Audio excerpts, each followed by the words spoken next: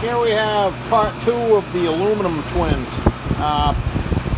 This drive shaft here is the exact same drive shaft as number 146, the one just before it, that belonged to Dwight, Delaware. This one's for Devin Raymond. The only difference is this one probably a diesel truck because it has the bigger slip yoke in it. And we'll talk about the slip yoke just for a second before we get started. This is the slip yoke that was on it. You can see how worn it is right here. It actually kind of looks bluish there. It does have, I'm going to set it down, but right there in that area it's got like an 8/1000 low spot worn in it, hourglass shape. That happens to these. It happens to a lot of slip yokes. A lot of times it goes unnoticed, but you can't run them like that. So I had a takeoff one that was light years better than the one he had, so that's on there now. I put that on. It's got a pair of new Spicer snap tights. Both yokes on this are heavily massaged. Let's see, I think if that bottom, the axle weld yoke, if the caps weren't so corroded and stuck in the holes, they would have been loose, but the transmission end, they were loose.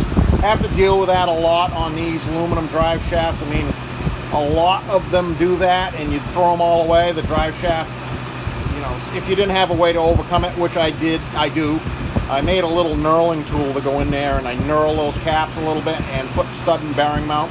I clean them up good, of course. They're shiny, clean aluminum. Get all the corrosion out and knurl them, and then put stud and bearing mount on them. And I've literally done, I don't know, hundreds probably. I've lost track and never see them again. So it gives the guy a second chance, you know, instead of having to buy a whole new drive shaft. Just because the weld yokes have lost 1,000s or 2,000s bit. So I'm a fix-it guy. I like to fix things for people and rescue things when I can. So yeah, so we've talked about that.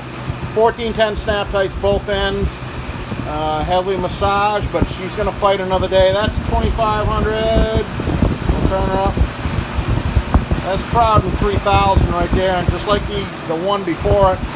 This is a really good result for this. I mean, that's a new one wouldn't be any better. That's dead flat zero. This thing was certainly headed for the scrap bin. So, you know, like I said, feel good about fixing these things and giving somebody a, you know, it's less expensive, more pragmatic fix than just shucking out $1,000 for a new one automatically. I'm quite sure that this will give him a solid run of performance.